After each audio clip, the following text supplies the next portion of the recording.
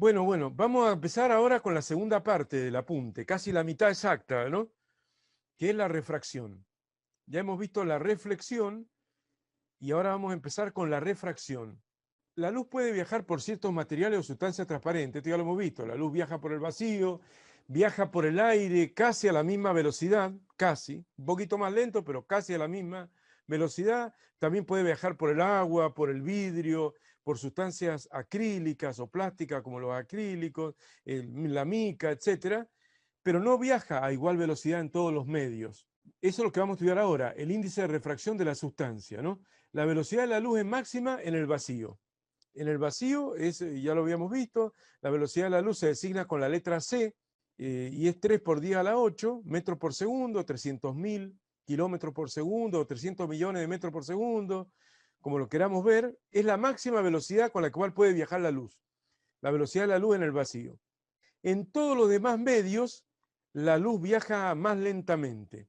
Esto tiene que ver con una fórmula que ya demostré, que de última no era tan importante, no demostrar, sino de ver la consistencia dimensional de la fórmula para hallar la velocidad de la luz en el vacío, que es una constante física universal y que es considerada por los físicos como la verdadera constante universal que tiene el universo. O sea, como la verdadera cosa que realmente es constante en el universo, que es la velocidad de la luz en el vacío.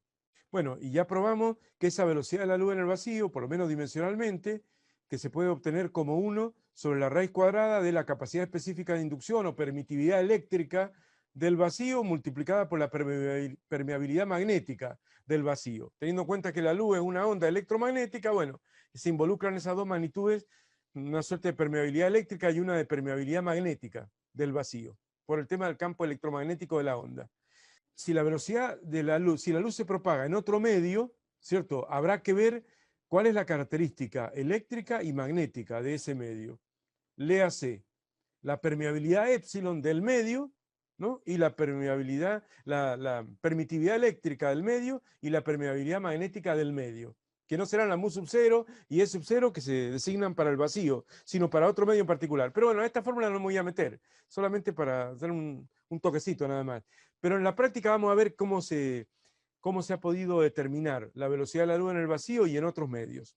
Cuando empezamos a hablar de la óptica física, tuvimos algunos momentos donde mencionamos en forma vaga la refracción y hablamos de densidad óptica de los medios. Esto es un término que no se utiliza propiamente con propiedad en la física. Medios de densidad óptica distintos, no se utiliza.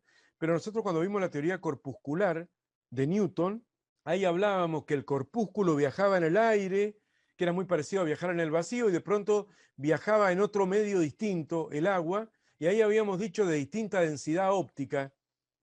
Pero bueno, eso es medio impreciso. Se podría decir que el aire es menos denso ópticamente y la luz va más rápido, y el agua tiene más densidad óptica y la luz va más despacio. Se podría, pero no es muy... Hay en algunos videos de los que yo les sugerí a ustedes que vieran y que están en el campus, a veces aparece la palabrita esta densidad óptica, pero no existe eso en la física. Lo que existe para calificar esa suerte de densidad óptica de cada medio se llama índice de refracción.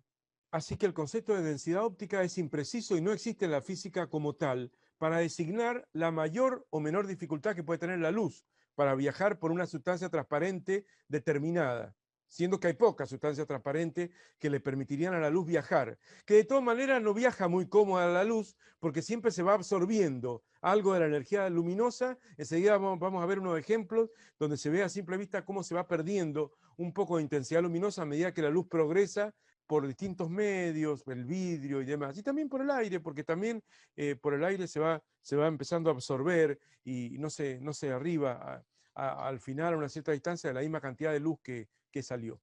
Pero para eso existe el llamado índice de refracción. El índice de refracción de una sustancia se caracteriza con la letra N. En realidad se suele usar a veces la letra griega eta, pero bueno, como era que es muy parecida a una N con una patita más larga, pero al final hacemos N nomás, porque en los libros aparece N. Bueno, el índice de refracción N de cada sustancia se define como ¿qué? como el cociente entre la velocidad de la luz en el vacío sobre la velocidad de la luz en el propio medio.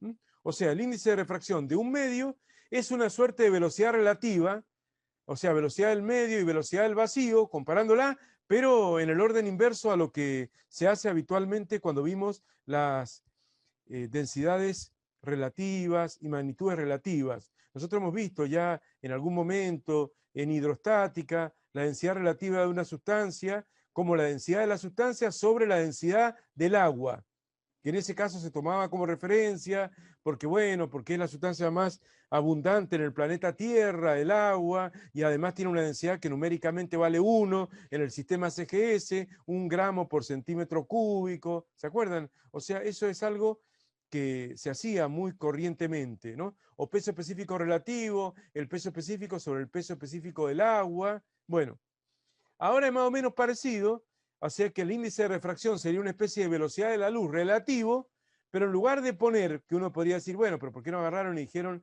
la velocidad de la luz en el medio sobre la velocidad de la luz tomada como referencia, como punto de referencia? Por eso sería referida al vacío, sería lo más lógico, ¿no? Pero como la velocidad de la luz en cada medio, siempre transparente, siempre un poco menor que la velocidad de la luz en el vacío, si se define así, el índice de refracción valdría 0,7, 0,8, 0,9, 0,6, 0,4 y tiene relativamente poca variabilidad, ¿o no? Entonces los físicos encontraron más útil definirlo exactamente al revés. El índice de refracción como la velocidad de la luz relativa al vacío, pero colocando la velocidad del vacío, c. Siempre que vean c en un texto, es la velocidad de la luz en el vacío. También se podría decir b sub 0, pero no se usa tanto, ¿no? C es la velocidad de la luz en el vacío y b es la velocidad de la luz, veremos dónde, en el vidrio, en el agua, en donde sea. ¿Se ubican? Entonces, ¿en qué se mide? N es adimensional, porque al igual que en todas las magnitudes relativas, se dividen dos magnitudes de la misma unidad. Entonces, si vos dividís metro por segundo dividido metro por segundo, queda adimensional. Entonces, esa densidad óptica famosa, así medio en forma más o menos cualitativa, que hablamos en algún momento, y lo dije muy al pasar, porque en ese momento no habíamos presentado el concepto de índice de refracción. Ahora lo dejamos de lado y ahora de ahora en adelante vamos a hablar de índice de refracción, o sea, el índice de refracción del vacío, el índice de refracción del aire, que es muy parecido al índice de refracción del vacío. En la práctica vamos a utilizar el n igual a 1 para el aire. ¿Qué significa? Que la velocidad de la luz en el vacío y la velocidad de la luz en el aire serían prácticamente iguales. Cuando tomamos un n de 1, aire o vacío. Esto tiene mucho que ver con lo que le presenté recién, con el epsilon 0 del vacío, el epsilon del aire, capacidad específica de inducción, ¿se acuerdan? O permitividad eléctrica, tomábamos el mismo valor, ¿se acuerdan? Cuando estudiamos las cargas en el aire o las cargas en el vacío era casi lo mismo. Bueno, y con la permeabilidad magnética pasaría otro tanto. La permeabilidad magnética del vacío o la permeabilidad magnética de un medio, del aire, son prácticamente las mismas y por eso se puede tomar en la práctica el índice de refracción del aire como igual al del vacío, o sea 1. Obviamente, si hablamos del n del vacío, ahí sí va a ser exactamente igual a 1, porque sería igual a, ¿qué? A la velocidad de la luz en el vacío sobre la velocidad de la luz en el vacío, porque estamos hablando del n del vacío, no sé si me explico. Ahí valdría 1. ¿Se ubican? Bueno, eso está explicado en esos párrafos que están ahí, lo que le acabo de mostrar, ¿no?